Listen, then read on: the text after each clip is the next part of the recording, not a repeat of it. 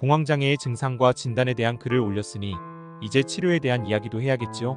이미 타 병원에서 공황장애로 수년 전에 치료를 받으시고 좋아졌다고 생각하고 치료를 중단하신 분이 질문을 하셨습니다. 최근에 다시 불안과 숨쉬기 답답해지는 증상이 생겼다고 예전에 먹다 남은 약을 다시 먹어도 되는지 아니면 참아야 하는지 궁금하다고 문의를 하셨습니다. 주변에서 정신과약은 좋지 않으니 안 먹고 참는 게 좋겠다는 조언을 한다고 합니다. 달리 전문가가 아니니 아무렇게나 통념에 의해 약이 안 좋다거나 중독된다거나 하는 말에 휩쓸리지 마시고 반드시 다시 전문가를 찾아가 보시기 바랍니다. 일반적으로 공황장애 진단이 맞다는 전제하에서 답변을 드리면 먼저 이전에 올렸던 공황장애의 진단에 대한 위의 블로그 글을 먼저 보시기 바랍니다. 공황장애 치료는 크게 두 종류의 약을 사용하게 됩니다.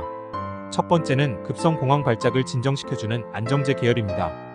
효과는 즉각적으로 나타나서 안정을 주지만 지속 시간은 그리 오래가지 않습니다. 보통 약에 따라 다르지만 서너 시간이 지나면 효력이 없어지고 다시 증상이 발생할 수 있습니다. 그러다 보니 첫 번째 약만으로는 원발의 오줌 누기 식으로 될 것이고 나중에는 내성, 중독의 우려도 있습니다. 두 번째는 치료제입니다.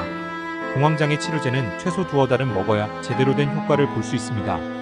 이 약은 복용을 해도 즉각적인 치료 효과는 미비하지만 장기적으로 증상을 치료하고 재발을 예방해 줄 수 있습니다. 첫 번째 약물과 달리 하루 이틀 먹어도 효과가 없으니 하나라도 약을 덜 먹고 싶어하는 환자의 입장에서는 쉽게 약을 중단해버리는 경우가 많습니다.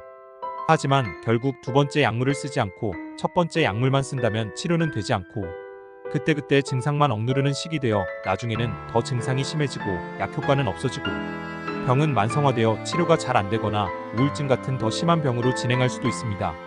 두어 달 후에 치료제의 효과가 있다 하더라도 바로 중단할 경우 공황장애의 재발률은 거의 50%에 달하기 때문에 반 이상이 다시 재발한다고 보시면 됩니다. 다행히 공황장애의 치료제 반응률은 90% 이상으로 보고되고 있어서 꾸준히만 치료한다면 대부분의 환자들은 완해를 보실 수 있습니다. 대신 치료 효과가 나타난 이후에도 유지 예방 치료로 문헌에 따라 다르지만 보통 10개월에서 18개월가량의 유지 치료를 권고하고 있습니다. 즉 어떤 약은 지속적으로 먹으면 안 좋은 약도 있고 어떤 약은 꾸준히 먹어야 제대로 치료가 되는 약도 있다는 것입니다. 일반인의 경우에는 전문약에 대한 지식도 부족하고 구분하기도 쉽지 않으니 반드시 전문가를 찾아가시어 장기적인 치료 계획을 따라 열심히 치료하시면 좋은 결과를 보실 수 있을 것이라 생각됩니다.